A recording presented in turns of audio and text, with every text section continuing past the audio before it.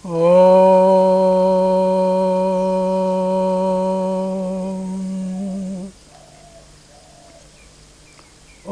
यो ह वै श्रीरामचंद्रः स भगवान् अद्वैत परमानंदात्मा यत्परब्रह्म भूर्भुवः स्वः तस्मै वै नमो नमः।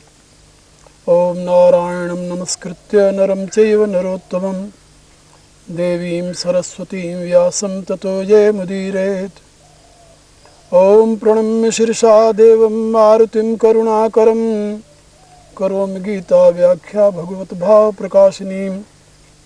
ओम यस्मिन् सर्वं यतो सर्वं यः सर्वं सर्वतश्च यः यश्च सर्वमयो नित्यं तस्मै सर्वात्मने नमः। तस्मै सर्वात्मने नमः। ओम मेरी प्रियात्माओं, करुणा निधान भगवान की करुणा आप सभी के लिए सदैव कल्याण का सृजन करती रहे, यह मेरी आंतरिक शुभकामना। आज से मैं आप लोगों को जी टीवी के माध्यम से आपके वैदिक विज्ञान के प्रकाश में शाश्वत सनातन धर्म की वैज्ञानिक व्याख्या प्रस्तुत करने का प्रयत्न करूँगा।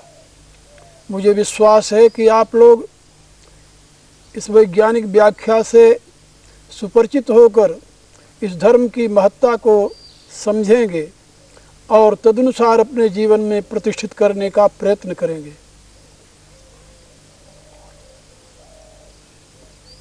मैं ऐसा समझता हूँ कि धर्म विज्ञान पर प्रतिष्ठित है, अंधविश्वास पर नहीं। जो धर्म अंधविश्वास पर प्रतिष्ठित है वह मानव के लिए कभी भी कल्याणकारी नहीं हो सकता। वह मानव में मानवता का सृजन नहीं कर सकता।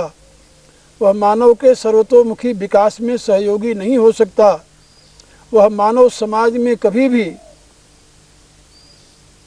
भ्रातृभाव और एक दूसरे के प्रति प्यार को भी जन्म नहीं दे सकता।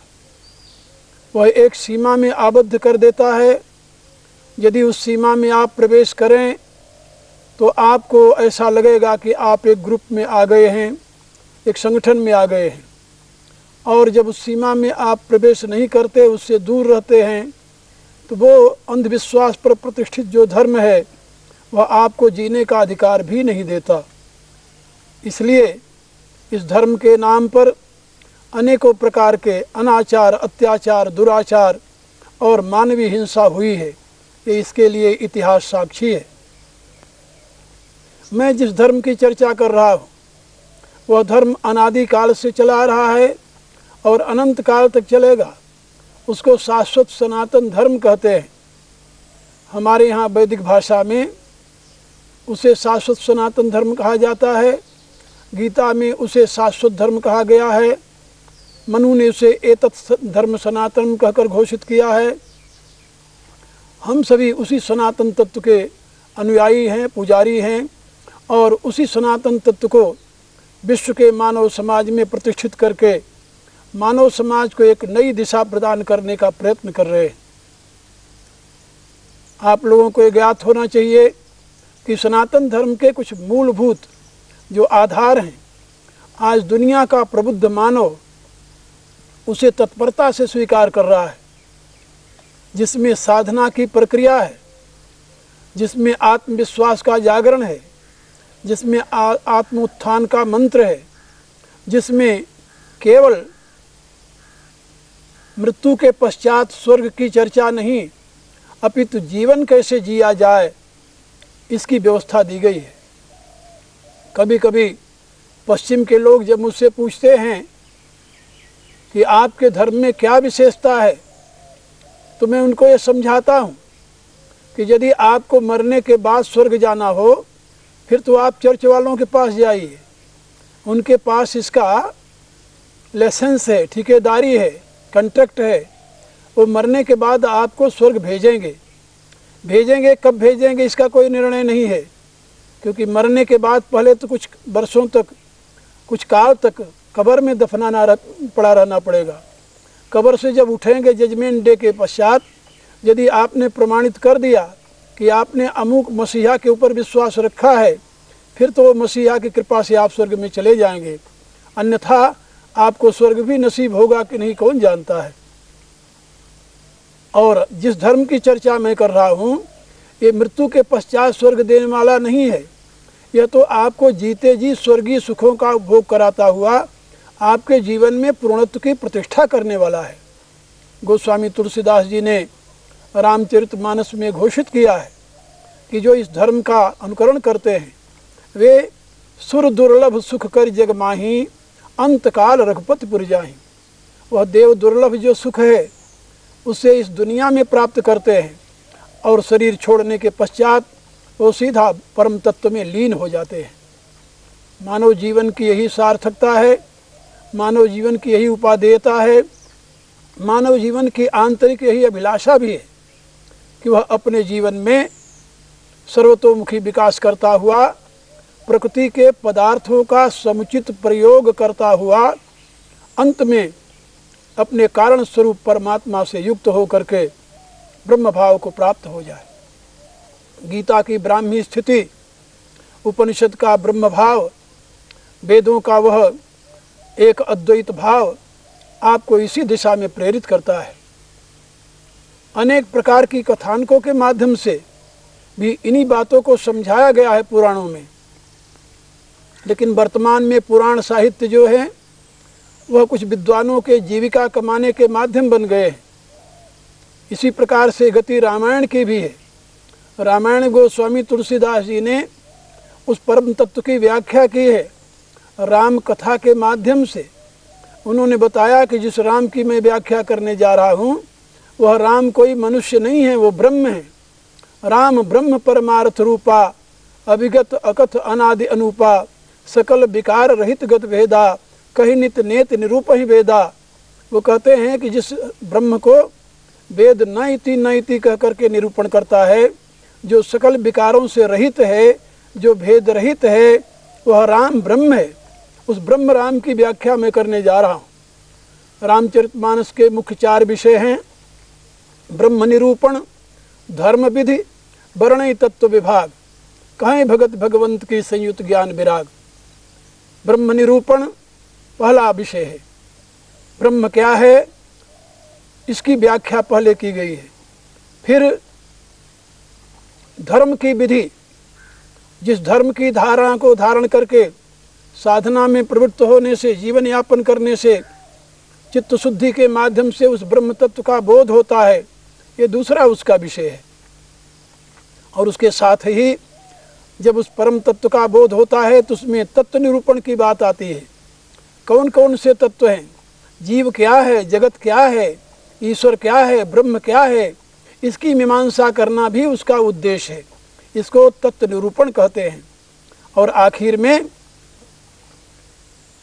पश्चात में कहाँ भगत भगवंत की, इन तीनों तत्वों का जब बोध हो जाता है, धर्म क्या है इसका बोध हो जाए, तत्व क्या है इसका बोध हो जाए, ब्रह्म क्या है इसका बोध हो जाए, तब उस पर ब्रह्म परमात्मा में अनुरक्ति होती है।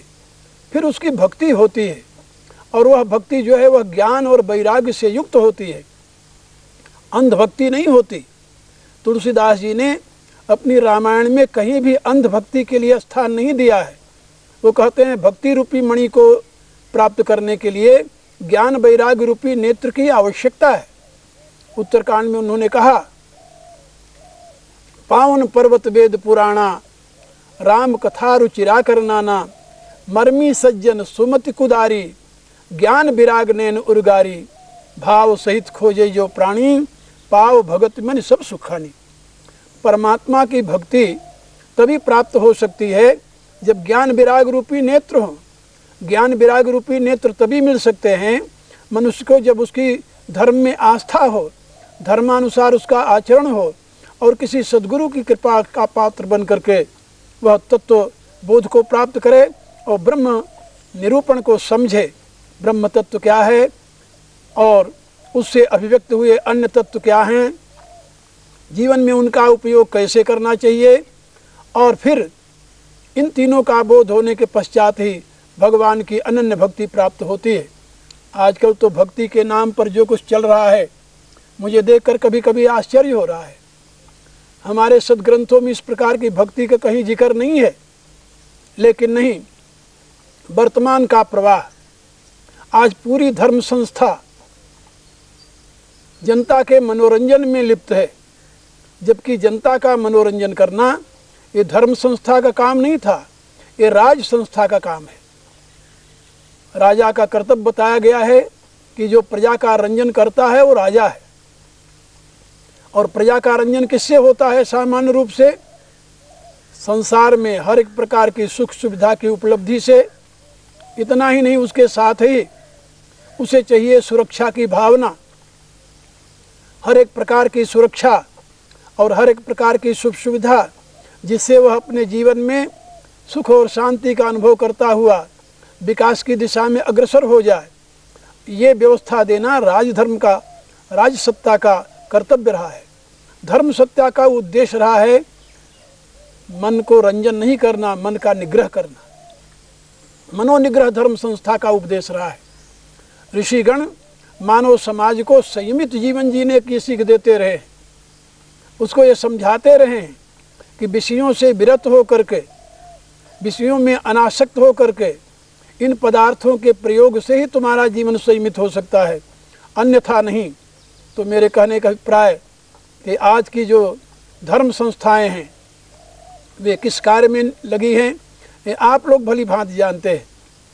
मैं आपके मनोरंजन के लिए यहाँ नहीं बैठा, मैं आपके मनोनिग्रह की कुछ दिशा प्रदान करूँगा। मेरी ऐसी मान्यता है कि जब तक मानव समाज में इस प्रकार की प्रवृत्ति का उदय नहीं होता, वह अपने कर्तव्यों द्वारा, अपने जीवन प्रक्रिया द्वारा, अपने संयम और शील द्वारा मनोनिग्रह की दिशा में आगे नहीं बढ़ता, उसे शांति नहीं मिलेगी। आपको ये ज्ञात है, वेद का एक संदेश है, न वित्ते न तर्पणीयो मनुष्य। मनुष्य कभी वित्त से तृप्त नहीं हुआ, संपत्ति से तृप्त नहीं हुआ, धन से तृप्त नहीं हुआ, और न तो कभी वो हो सकता है, क्योंकि धन संपत्ति मनुष्य को तृप्त करने में अक्षम है। तृप्ति का आधार है उसका आंतरिक जीवन, तृप्ति का आधार है उसकी अपनी आत्मा, तृप्ति का आधार है उसकी विशुद्ध बुद्धि, तृप्ति का आधार है उसका विशुद्ध मन। लेकिन ये सब तृप्ति के जो साधन हैं वो तब तक उसे प्राप्त नहीं हो सकते जब तक कि वह अंतर्मुखी नहीं होता, जब तक कि वह जगत के यथार्थ स्वरूप को समझ करके उसके प्रयोग का प्रयत्न नहीं करता, जब तक वह इस सारी सृष्टि के वैभव को परमात्मा का वैभव समझ करके उससे अनासक्त होकर के उसका प्रयोग नहीं करता। एक बात याद रखना, हम त्रिविध विज्ञानवादी हैं। भौतिक विज्ञान, अध्यात्म विज्ञान और ब्रह्म विज्ञान, ये तीनों विज्ञानों के आधार पर ही शाश्वत सनातन धर्म की प्रतिष्ठा है। इसलिए हम इस संसार को मिथ्या नहीं मानते। हम ये नहीं मानते कि संसार भ्रांति मात्र है, हम ये नहीं मानते कि संसार मिथ्या है, हम ये नहीं मानते कि संसार केवल कल्पना का है। नहीं, संसार है। संसार है क्या? विराट की अभिव्यक्ति, परमात्मा की अभिव्यक्ति। इसके लिए वेद साक्षी है, वह घोषित करता है, ततो विराट जायत विराजो अधिपुरुष सजातो त्रिस्त पश्चात भूमथोपुर। उस परब्रह्म परमात्मा से ही इस विराट पुरुष का आविर्भाव हुआ है। और इतना ही नहीं, उपनिषद तो यहाँ तक बताती है आपको, यह सर्वज्ञ सर्ववित् यस्य ज्ञानमयं तपः तस्मात् एतत् ब्रह्म नाम रूपम अन्नम त्यजायते। जो सर्वज्ञ है, सर्व का ज्ञाता है, जिसका ज्ञान ही चिंतन ही तप है, ऐसे उस विराट पुरुष से ही, उससे, उस परमात्मा से ही, परम पुरुष से ही यह विश्व आविर्भूत हुआ है। उसी से केवल विश्व ही नहीं, तस्मात् एतत् ब्रह्म नाम रूपम अन्नम त्यजायते। उसी से ब्रह्म की अभिव्यक्ति हुई है, उसी से रूप की अभिव्यक्ति हुई है, उसी से नाम की अभिव्यक्ति हुई है, और उसी से अन्न की अभिव्यक्ति हुई है। अन्न माने जो कुछ पदार्थ यहाँ ग्रहणीय है। आप अपने एकादश इंद्रियों द्वारा जो कुछ भी ग्रहण करते हैं वह सब अन्न नाम से ही अभिहित किया जाता है। बल्कि सांख्य के विचारानुसार तो आपकी 13 इंद्रियां हैं, 13 इंद्रियां हैं जो इन विषयों का ग्रहण करते हैं, और उसमें 7 ज्ञान इंद्रियां हैं, मन और बुद्धि और 5 ज्ञान इंद्रियां, ये 7 हैं। इनको वैदिक साहित्य में सप्तऋषि भी कहा गया है, क्योंकि इन्हीं के द्वारा आपको संसार का यथार्थ बोध होता है। और 5 आपकी कर्म इंद्रियां हैं, जिसके द्वारा ज्ञान इंद्रियों के द्वारा, मन और बुद्धि के द्वारा प्राप्त बोध के आधार पर उन पदार्थों का आप ग्रहण करते हैं। अभिप्राय ये कि आपका जो ये ग्राहिका शक्ति है आपकी, और इसके द्वारा जो कुछ आप ग्रहण करते हैं वह सब आहार रूप अन्न कहा जाता है। अति स अन्न, जो ग्रहण किया जाए उसे अन्न कहते हैं।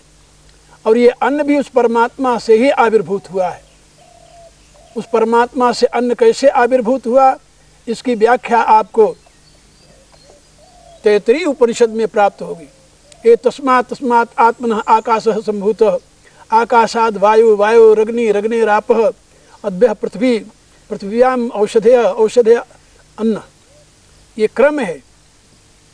उस परमात्मा से आकाश की उत्पत्ति हुई, आकाश से वायु की उत्पत्ति हुई, वायु से अग्नि की उत्पत्ति हुई, अग्नि से जल की उत्पत्ति हुई, जल से पृथ्वी की उत्पत्ति हुई है, पृथ्वी से औषधियाँ उत्पन्न हुई हैं, उन औषधियों से अन्न उत्पन्न हुआ है, और अन्न से पुरुषों का आविर्भाव हुआ, जीवों का आविर्भाव हुआ है। इसीलिए हमारे यहाँ कहते हैं अन्न जो है वो जीवों का जीवन है। तो मेरे कहने के प्राय कि केवल सूक्ष्म सृष्टि नहीं, कारण सृष्टि नहीं, बल्कि स्थूल सृष्टि भी उस परमात्मा की ही अभिव्यक्ति है। इसलिए हम इस जगत को मिथ्या कैसे कह सकते हैं, भ्रांति कैसे कह सकते हैं, अनावश्यक कैसे घोषित कर सकते हैं, कल्पना कैसे कह सकते हैं। यह ब्रह्म की अभिव्यक्ति हमारे लिए ब्रह्म तक पहुँचने का साधन है। जगत का प्रयोजन क्या है? जगत का प्रयोजन है इसे ब्रह्म तत्व तक पहुंचाना। ये उसका माध्यम है, उसका मीन्स है, ये उसका ऐसे आप समझ ले इंस्ट्रूमेंट है। जब तक आप इस जगत का आश्रय नहीं लेते तब तक आप उस परमात्मा तक नहीं पहुंच सकते। क्या आप शरीर के बिना किसी प्रकार की साधना की कल्पना कर सकते हैं? नहीं कर सकते। शरीर भी तो प्रकृति का ही परिणाम है। यदि शरीर मिथ्या है तो इसके द्वारा किया गया साधन सत्य कैसे हो जाएगा? इसी प्रकार से कि आप इंद्रियों के बिना किसी तत्व का बोध प्राप्त करने की कल्पना कर सकते हैं? आप मन और बुद्धि के बिना कभी कल्पना कर सकते हैं किसी तत्व को जानने की? क्या बुद्धि से परे जो आपका आत्मस्वरूप है उसको बुद्धि का त्याग करके जान सकते हैं? यदि नहीं तो ये सारे तो प्रकृति के ही परिणाम हैं। यदि प्रकृति को आप मिथ्या कहेंगे, असत्य कहेंगे, कल्पना कहेंगे तो ये आपके सारे साधन काल्पनिक हो जाएंगे। और काल्पनिक होने पर इन साधनों के द्वारा आप भला परम सत्य को कैसे जान सकेंगे? क्योंकि कल्पना के द्वारा जो कुछ जाना जाएगा वो तो काल्पनिक ही होगा ना, वो यथार्थ नहीं होगा। इसलिए वैदिक विज्ञान आपको समझाता है कि ये सारा विश्व कल्पना नहीं है, मिथ्या नहीं है, भ्रांति नहीं है, यह परमात्मा की अभिव्यक्ति है। योग दर्शन में इसको समझाया गया है। उसमें ये बताया गया है कि स्व स्वामी शक्ति उपलब्ध हेतु संयोग, प्रकृति पुरुष से संयोग इसलिए करती है कि उसके यथार्थ स्वरूप का बोध हो जाए और उसके स्वामी के स्वरूप का बोध हो जाए। यही उसका प्रयोजन है। जिसको आप माया कहते हैं वो भी प्रकृति का ही दूसरा नाम है। उपनिषद कहती है मायाम तू प्रकृतिम विद्धि मायनम तू महेश्वर। उस माया को ही तू प्रकृति जान और उस माई को महेश्वर जान। वह महेश्वर की शक्ति है और शक्ति शक्तिमान के आश्रित रहती है। सुबालोपनिषद में स्पष्ट शब्दों में ये बताया गया है कि वह परम शक्ति शक्तिमान के आश्रित होकर के प्रलय काल में विश्राम करती है और पुनः सृष्टि काल में उसका आविर्भाव होता है। और यही बात गीता के 8वें अध्याय में समझाई गई है। इसलिए मैं आप लोगों से निवेदन कर रहा था कि हम ब्रह्मवादी इन प्राकृतिक पदार्थों को मिथ्या नहीं मानते, इस जगत को मिथ्या नहीं मानते, भ्रम नहीं मानते। हम मानते हैं ये सभी कुछ उस ब्रह्म की ही अभिव्यक्ति है, अंशाभिव्यक्ति। पूर्णाभिव्यक्ति तो हो नहीं सकती, क्योंकि ब्रह्म अनंत का नाम है। अनंत कभी भी अनंत रूप में अभिव्यक्त नहीं हो सकता, इसलिए उसे उसकी अंशाभिव्यक्ति मानते हैं। वेद यही कहता है, पादोस्य विश्वाभूतांत्रपादस्या अमृतं दिवे। उस परमात्मा के एक अंश में, एक चरण में ये सारा विश्व अवस्थित है और उसका त्रिपाद जो अमृतमय है। इसकी व्याख्या महानारायण उपनिषद में की गई कि उस परमात्मा के 4 चरण हैं, जिसको अविद्यापाद, विद्यापाद, अमृतपाद और तुरीयपाद कहते हैं। उसमें अविद्यापाद का ये सारा विश्व है। अविद्या का अर्थ मिथ्या नहीं होता, ये भी याद रखना। अविद्या शब्द का अर्थ होता है विपरीत ज्ञान, और अविद्या शब्द का अर्थ होता है उपनिषदों में न विद्यते इति अविद्या। जो एक रूप में सदा न रहे उसको अविद्या कहते हैं। इसीलिए श्वेतास्तर की श्रुति कहती है, क्षरम तु अविद्या ही अमृतम तु विद्या। ये क्षर तत्व जो है सब अविद्या है। अविद्या माने एक रूप में विद्यमान नहीं रहता। ये तो आप सभी जानते हो कि सृष्टि में जितने परिणाम हैं, जो कुछ कार्य हैं, ये सब एनर्जी के परिणाम हैं। आजकल की वैज्ञानिक भाषा में an energy is changeable, changing in every moment, change is the nature of energy. इसलिए हमारी दृष्टि से ये भौतिक विज्ञान बहुत महत्वपूर्ण अपना स्थान रखता है। बिना इसके हमारे लिए साधन की सामग्री उपलब्ध नहीं हो सकती। और इसी भौतिक विज्ञान के प्रकाश में ये वैदिक विज्ञान आपको धीरे धीरे अध्यात्म विज्ञान की तरफ प्रेरित करता है, और अध्यात्म विज्ञान आपको ब्रह्म विज्ञान की दिशा प्रदान करता है। और इन तीनों विज्ञानों के प्रकाश में प्रतिष्ठित जो शाश्वत सनातन धर्म है, वही मानव मात्र के लिए उपयोगी है। मैं दुनिया के सारे देशों में घूमा हूँ। 1 वर्ष से नहीं, मुझे 28 वर्ष हो गए हैं इस दुनिया का भ्रमण करते हुए। मैंने कहीं नहीं ऐसा पाया कि जहाँ पर मनुष्य हो और उसके पास ये सारे साधन उपलब्ध न हो जो आपके पास है। जहाँ पर मनुष्य हो और उसके पास सारे अवयव उपलब्ध न हो जो आपके पास है। उसका रंग अलग है, ठीक है, कहीं आपको ब्राउन रंग के लोग मिलेंगे, कहीं आपको सफ़ेद रंग के लोग मिलेंगे, कहीं आपको काले रंग के लोग मिलेंगे, कहीं आपको और रंग के लोग मिल सकते हैं। बाहर के रंग को देख करके आप मनुष्य में भेद पैदा नहीं कर सकते, क्योंकि मानवीय सृष्टि एक सी है और सभी के पास समान यंत्र हैं, समान साधन की सामग्री है।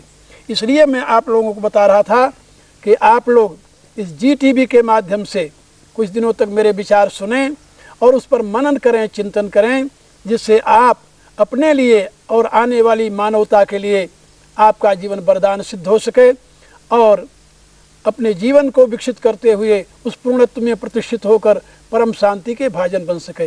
इन्हीं शब्दों के साथ मैं वाणी को विराम देता हूँ। हरि ओम तत्सत।